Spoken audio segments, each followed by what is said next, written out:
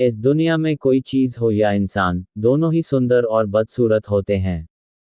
इसके अलावा सुंदरता और बदसूरत हमारे नजरिए पर भी निर्भर करती है कि हम किसी चीज या इंसान को कैसे देखते हैं। हमें जो सुंदर लगता है उसे हम सिर माथे रखते हैं, चाहे वो कितना भी खराब क्यों न हो।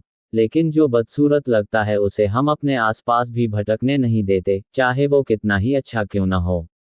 ऐसी ही एक महिला थी, मैरी एन बेवन, जिसका जन्म इंग्लैंड में हुआ था और इसे दुनिया का सबसे बदसूरत महिला की खिताब दे दिया गया था, जबकि ये महिला दूसरों से अलग और खुद की जिंदगी जीने वाली थी।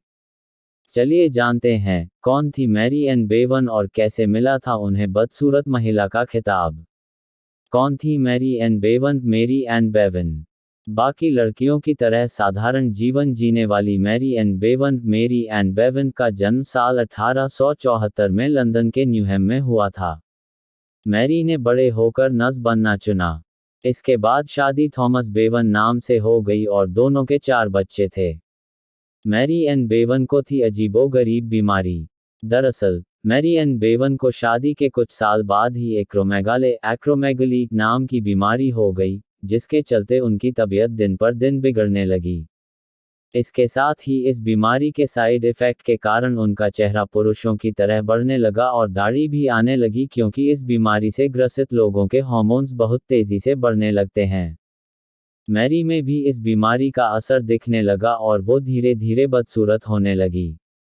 इसके अलावा उनके शरीर में दर्द भी बहुत रहता था। इतना ही नहीं, मैरी को माइग्रेन की समस्या भी थी, जिसके चलते उनके सिर में भी हमेशा दर्द होता रहता था। परिवार के लिए उठाया ये कदम। मैरी एन बेवन की शादी के 11 साल बाद ही उनके पति थॉमस बेवन की मृत्यु हो गई। इसके बाद 4 बच्चों की जिम्मेदारी पूरी मैरी पर आ गई। मगर मैरी के घर की इनकम इतनी कम थी कि वो अपने परिवार का खर्चा नहीं चला पा रही थी।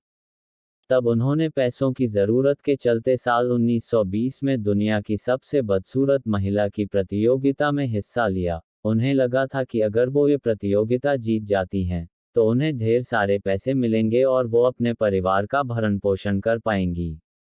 प्रतियोगिता जीत गई थी मैरी।